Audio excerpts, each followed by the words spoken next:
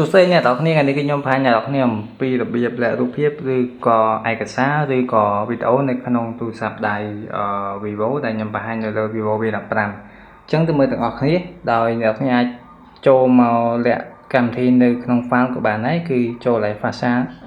Fast នេះគឺជាកន្លែងដែលអ្នកនរគ្នាអាចធ្វើការលាក់កម្មវិធីបានយើងក៏ចូលក្នុងទៅហើយអ្នកនរគ្នាអាចធ្វើការ set password អញ្ចឹងគឺយើងមានមួយកន្លែងទៀតគឺយើងចូលទៅក្នុង setting អ្នកនេះអាចចូលទៅក្នុង setting ហើយចូលមកមើលកន្លែងពាក្យ privacy ហើយយើងចុចចូលទៅក្នុង privacy មកយើងនឹងឃើញពាក្យនេះដូចគ្នាហើយមកដល់កន្លែងចាក់ password ដូចគ្នាទេអញ្ចឹងរបៀបទាំងពីរហ្នឹងអ្នកនេះអាចចូលទៅចាក់ password ឬក៏ទៅលាក់នៅកន្លែងណាក៏បានដែរអត់ជាបញ្ហាទេហើយខ្ញុំធ្វើការដាក់ password អូខេឥឡូវខ្ញុំយក password 14ខ្ទង់បានណាអូខេហើយយើងធ្វើការ confirm password មកអូខេកន្លែងនេះគឺជាកន្លែងដែលអ្នកគ្នាដាក់ឈ្មោះតែកន្លែងនេះអ្នកគ្នាដាក់អីក៏បានដែរគ្រាន់តែកន្លែងនេះគេចំណាយយើងដាក់ឈ្មោះអញ្ចឹងប៉ុន្តែខ្ញុំគ្រាន់ដាក់ពាក្យចំណាំនេះគឺដាក់ W ជាមួយ W កន្លែងហ្នឹងគឺអ្នកគ្នាអាចប្រើវាដើម្បី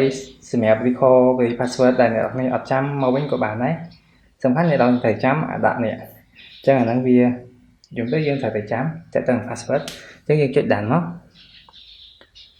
អូខេហើយបន្តមកគឺមកដល់កន្លែងនេះគឺវាមានយើងអាចលាក់ជាមួយនឹងវីដេអូរូបភាព audio document file zip file APK ឬក៏មានអីផ្សេងៗទៀតចឹងទៅអញ្ចឹងគឺកន្លែងនេះគឺយើងអាចចូលទៅលាក់វីដេអូដោយនៅនេះគឺខ្ញុំមានរូបភាពមួយដែលបានលាក់មកវិញដែលបានដាក់ចូលហើយបើអ្នកនរគ្នាចង់ឲ្យវាចេញទៅវិញគឺគាត់ចុចទីនៅក្នុងហ្នឹងហើយយើងចុចមួយអាវមក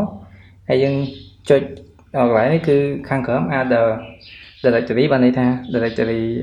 ថ្មីហើយកន្លែងនេះគឺ directory ចាស់អញ្ចឹងយើងក៏ចុចទៅវិញមកគឺវានឹង move ទៅកន្លែងដើមវិញហើយបើយើងចង់ឲ្យ move file ចូលដើម្បីរក្សាទុកគឺអ្នកនឹងចុច move in ហើយអ្នកនឹងចុចទៅលើ file ឬរូបភាពដែលអ្នកនរគ្នាចង់ដាក់អញ្ចឹងខ្ញុំយករូបភាព2មកហើយខ្ញុំចុច move in ចូលមកអូខេអញ្ចឹងគឺយើងអាចធ្វើការ move in ចូលមកហើយហ្នឹងសម្រាប់រូបភាពយើងទៅរូបភាពឬវីដេអូឬឯកសារមួយចំនួនគឺអត់ខុសគ្នាទេអ្នកនរគ្នាយើងគ្រាន់ចុចកន្លែង move in នេះមកហើយយើងចុចទៅលើវីដេអូឬរូបភាពណាមួយដែលយើងចង់នេះមកយើង move in ចូលមកជាការសាច់ហើយយើងចង់ឲ្យវាត្រឡប់ទៅវិញគឺចុចលើនឹងហើយយើងចុច move out ហើយយើងចុចលើ original directory បានន័យថាកន្លែងដើមដែលយើង move វាចូលហ្នឹង